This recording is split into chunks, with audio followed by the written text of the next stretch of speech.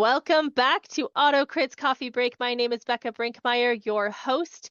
I am a best-selling author and author coach here at AutoCrit, as well as coach of Team Plancer for our Novel 90 Writing Challenge, which is happening right now. It is my absolute pleasure to be sitting down with Evans Kaye today. Evans, how are you? I'm doing great, Becca. Looking It is forward to our conversation. Right? This is the best part of my day. I get to talk to people about books. So let's get us started without any further ado. Can you tell our audience a little bit about who is Evans the author? What inspires you? What led you to storytelling? What genre do you write? Tell us all the things. Sure thing, sure thing. I'm a little bit long in the tooth, and I have just retired. So Congrats. my introduction to writing was actually when I learned to type. I was put in charge of typing up my father's manuscripts. Oh, He wrote seven, I believe it's seven books around medals and military. He was a historian. hmm.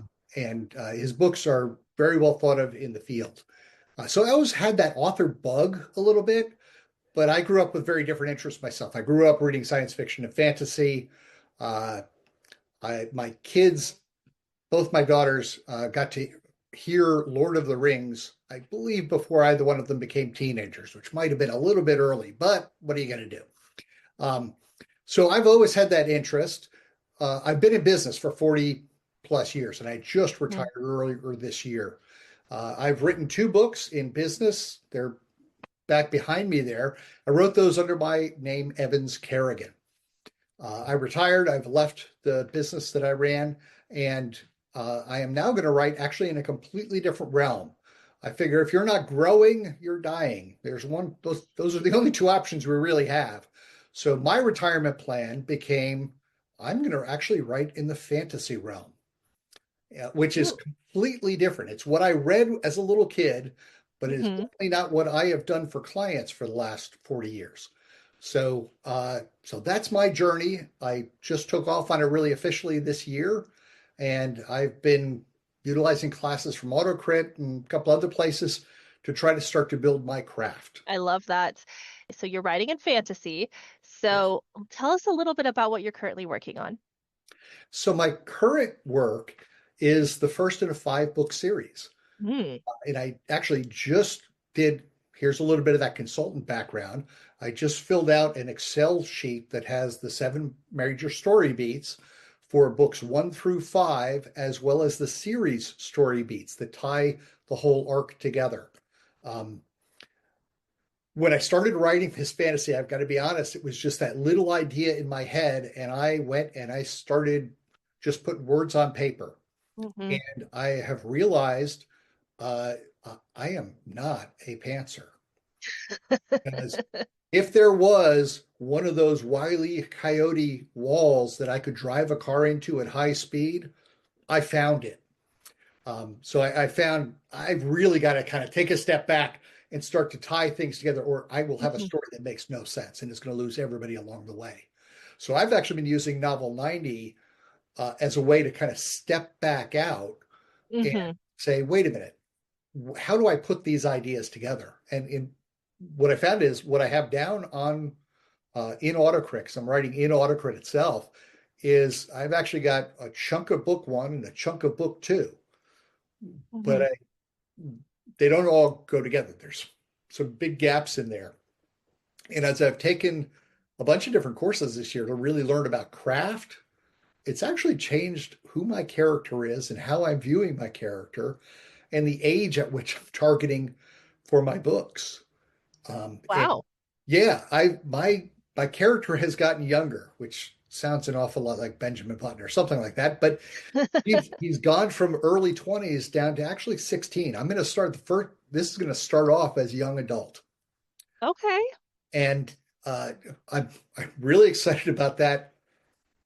Walking through it, it makes really good sense to me, um, and and having all five books kind of at a very high level just float out, knowing that will change. has really kind of given me the freedom to say, okay, wait a minute, now let me really dig in here. Um, and I've been trying to utilize the tools. I'm Hmm. probably taking as many classes as I can fit in, but I'm also trying to utilize the things along the way. We had a challenge a couple of months ago to create an in-depth character profile. Thank you, Bekah. That was a spreadsheet that made me flash back to business. Um, but what it asked was a bunch of questions that I never would have thought of. So it's let me look at my character in a very different way, move from two-dimensional to really three-dimensional. I'm Hmm. actually using that not just on my main character, but on several other characters now. And I actually have a short story from last month's challenge that's actually going to be a lead magnet for me going forward. It actually takes place before my whole series does, but it ties in one of the other characters, not my main character, but one of the other characters. It gives you a little bit of background on them and how they fit in. You know, because you've been in a lot of my classes here at AutoCrit, you know how I feel about lead magnets and using your different stories to make it monetized, to make it from, marketing aspects.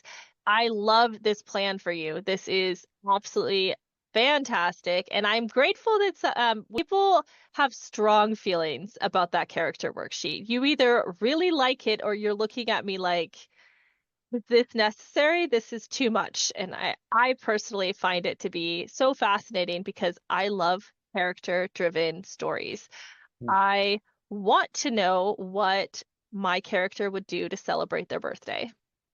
I Yeah. want to know that. And while that may never come up in my book, I want to know that I could answer that question because apparently that's who I am as a person. Well, and I think that's the fun part. Like I said, I dove into this as uh, uh, thinking I would be a complete pantser. Because to be Hmm. perfectly honest, writing the business books, I kind of felt that way. Hmm. It was material I was using every day, all the time with clients, and now I was just putting it together in a different format. I didn't need all of that. But trying to write true fiction, the characters would all look like me if I didn't actually go through that. So I was one of those who, when you first shared that character spreadsheet, looked at it and said, "I don't need to do all of this," but it's growing on me. Much as actually outlining, which is something I swore I would never do. But I have realized the error in my ways for me and for the way my brain, Hmm. that just is not a successful strategy. It's interesting how when we learn more about craft and we learn through practice a lot of the different ways that we all set out to write one way or the other, whether it's with a fully fleshed out idea or like the last book that I finished, which was a weird snippet of an idea that came to me while I was driving to the gas station, and I had to pull over and leave a voice note for myself before I could continue on. It all comes to us in different ways, and what we do with that kind of is how we develop our own unique voice and our own unique process. Now, you did say that you write within AutoCrit, and I do as well, but how does AutoCrit fit into your process? So when I decided I was going to do this, the Hmm. second business book I wrote is actually a fictionalized account of a client that I take them through lessons they were learning. So I was trying to start writing fiction. Hmm. It's not great fiction, I'll be perfectly honest. What I did along the way was I acquired AutoCrit and I acquired several other technologies, Hmm. none of which I used well. They were all basically just word processors for me. So part of retiring was saying, okay, wait a minute, for this year, I'm going to take one of these and I'm really going to learn what it does because it is not a word processor. It's got a lot more to it. Hmm. And the real reason why AutoCrit is the one that I decided I was going to just dive in fully on was the education aspect, the classes, because I knew I needed that support as well.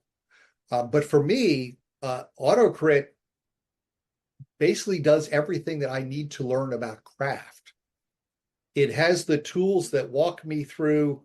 I am not the grammarian, so it's really helpful to have those things pointed out to me. Um, Keeping your tense consistent, oh, that's actually really helpful and not It is. necessarily something that I always thought about. So the reports in AutoCrit, I'm learning something every day about what I'm doing better than I used to, what I really still need to focus on and work on. And some of the both the planners and the analysis tools are phenomenal. The big challenge that I have, to be honest, there is a challenge for me in AutoCrit, is it is so tempting to dive straight into editing as soon as I've got, several hundred words or a couple thousand words down, because I know there are things that have to be cleaned up and made better.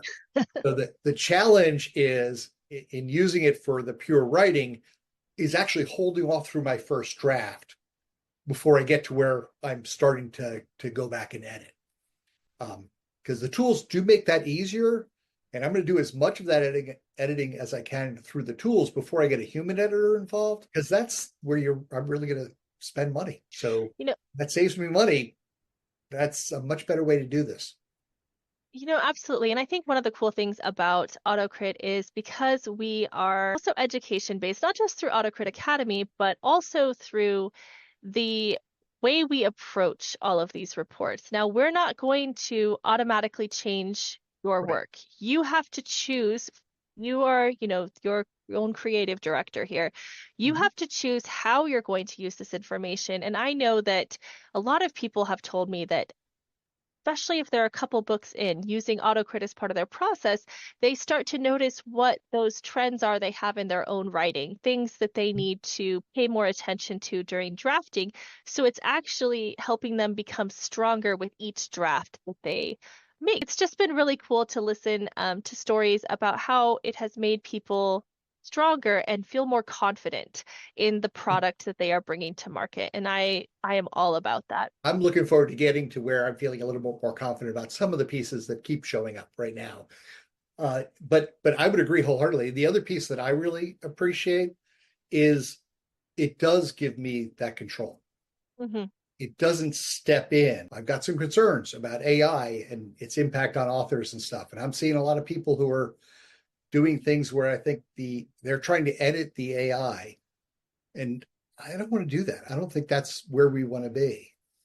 So I really appreciate the fact that it gives me control, but it does help point out what I could definitely grow with. Yes, I think it's a wonderful balance for folks of being able to use it simply as a tool in our toolkit to bring the best book to market that we can. Yeah. Now, as we wrap up our coffee breaks segment, I would love to put you on the spot, Evans. Okay. I want you to tell me the log line, if you have it, of what you are currently working on. Let's build some hype for this book that you've been working so hard on. Sure. So my main character is Kerwin Taffy.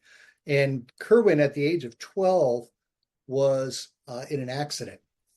It wasn't necessarily an accident. He lost both his parents to a magician, a mage, who actually stole both their lives.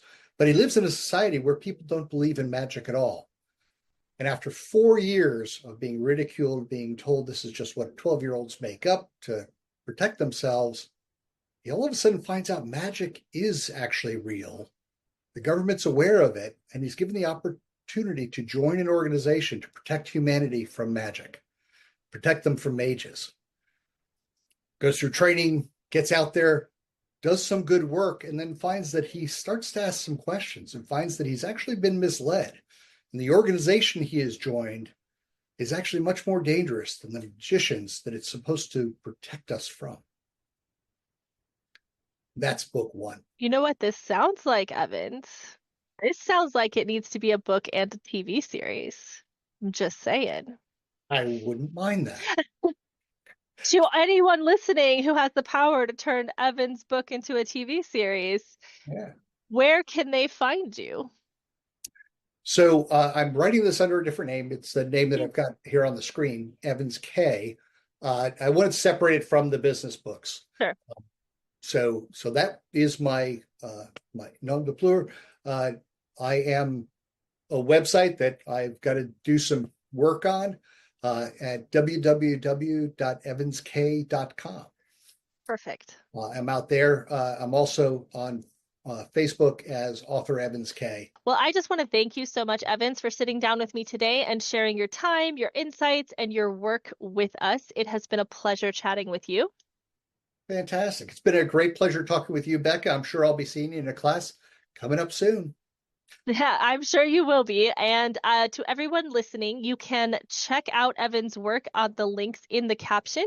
And I want to make sure that if you haven't written today, let's get some words on the page, shall we? So I can't control it, but I think you should be writing. And with that, thank you so much for tuning in, and we'll see you next time.